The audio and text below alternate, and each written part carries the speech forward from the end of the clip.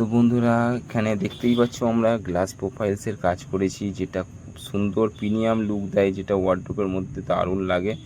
তো চলো আজকে তোমাদেরকে দেখাই যে আমরা এই গ্লাস প্রোফাইলস পাল্লাটাকে কিভাবে তৈরি করেছি। তো এইখানে প্রথমে আমাদের করে নিতে হবে একটা ফর্মা, যেটা হচ্ছে আমাদের নাচটাকে কাটবে, মানে হ্যান্ডেলের যে নাচটা। তো এক সাইডে আমাদের মানে হ্যান্ডেল প্রোফাইলসের নাচের এটা ফর্মাটা করা আছে, আর একদিকে আমাদের গ্লাস প্রোফাইলস কাটার ফর্মা রেডি করা আছে। তো এইটা হচ্ছে আমাদের হ্যান্ডেল প্রোফাইলস, আর এটা হচ্ছে আমাদের গ্লাস প্রোফাইল। তো চলো তোমাদেরকে দেখাই কিভাবে আমরা প্রথমে কাটছি। তো প্রথমে আমাদের যে মাপে পাল্লা হবে সেই মাপ অনুযায়ী আমাদের মালগুলোকে আগে কেটে নিতে হবে, আর এর দুটো সাইড থেকেই আমরা কাটতে হবে। তো এটা দেখো 13 ইঞ্চি আমি দাগ মেরে নিলাম, আমার যেহেতু 13 ইঞ্চি আমার আছে, জায়গাটা লাগবে। আর তোমাদের প্রথমেই একটা কথা বলে দিই যে তোমরা যদি চওড়ার দিকে পাল্লার হ্যান্ডেলে লাগাও, মানে সাইডে, তাহলে তোমাদের 700 কমিয়ে কিন্তু এই চওড়ার মালটা কাটতে হবে, নাহলে কিন্তু হ্যান্ডেল প্রোফাইলসটা কিন্তু চওড়া হয়, তার হ্যান্ডেলের জায়গাটা ছেড়েই তোমাদের কাটতে হবে। তো আমাদের মাপে যেটা এসছে সেটা আমরা কেটে নিয়েছি। এইখানে এই যে 700 জায়গাটা, এই কর্নারটা, এখান থেকে আমাদের নাচ করে নিতে হবে, যেন আমাদের নাচটা সুন্দরভাবে বসে আর হ্যান্ডেলটা পুরো স্ট্রেট থাকবে। তো চলো দেখো কীরমভাবে নাচটা কেটে নিচ্ছি। তো এখানে নাচটা কাটার পরে ঠিক এই জায়গা থেকে আমাদের নাচটা কাটলো।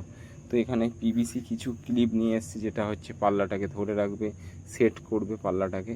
তো আর একটা হয় নাট সিস্টেম, সেটা কিন্তু যদি 19-20 হয় সেটা কিন্তু অসুবিধা হয়। এটা খুব ইজি, একদম টাইট করা কোনো সমস্যাই নয়, দুটো সাইড থেকে লাগিয়ে দিয়ে আর এখান থেকে টাইট করে দেবো আমরা। তো চলো আগে তোমাদের মার্কিংটা করে দেখাই যে কিভাবে আমরা এটাকে টাইট করব। এই জায়গাটায় আমরা একটা ডিল করব, আর এই জায়গাটা ডিল করব, আর এই যে সাইডটা দেখতে পাচ্ছ এই জায়গায় টাইট হবে, আর এই জায়গাটা আমরা কিন্তু দেবো না, কেন এইটা একদম ধারের দিকে চলে আসবে, পাল্লাটা ওখানে রেস্ট হলে স্ক্রুপটা ঠেকতে পারে, তো যার কারণে আমরা এইখানটা দেবো না। তো চলো আগে ডিলটা করে নিই, দেখাই তোমাদেরকে। তো এই জায়গায় একটা ডিল আর ওখানে একটা মার্কিং করে আমরা ডিল করে নিলাম। তো চলো মোটামুটি দেখতেই পাচ্ছ আমাদের ড্রিল হয়ে গেছে, আর ড্রিলের মাথাটা একটু বসানোর জন্য স্ক্রুপের, যার জন্য একটু ছক দিয়ে দিয়েছি। তো এখানে ছক দেওয়ার পরে আমরা এটাকে টোটাল টাইট করে দেবো।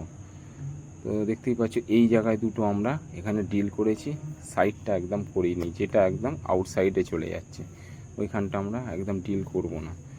চলো দেখতেই পাচ্ছ পাল্লাটা সুন্দরভাবে বসেছে, নাচও আমাদের সুন্দর মিলেছে।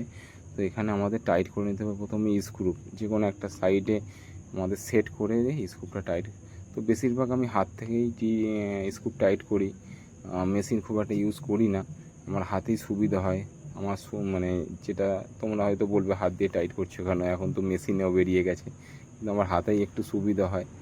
তো চলো এরমভাবে আমরা টাইট করে নিচ্ছি এক সাইড আপাতত, আর ওই সাইডটাকে আমাদের এর সাথে ঠেলে একদম পুরো নাচটাকে ফিরিয়ে আমাদের টাইট করে নিতে হবে। তো নাচটাকে ফিরিয়ে আমরা টোটাল টাইট করে নিলাম। তো ঠিকঠাক বসেছে কিনা একটু দেখে নিলাম, তারপরে পুরো টাইট দিয়ে দিলাম।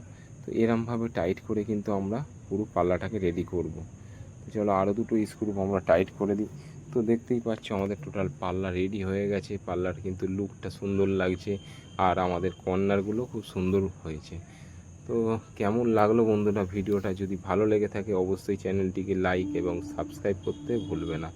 দেখা হচ্ছে তোমাদের সাথে আবার একটা অন্য ভিডিও।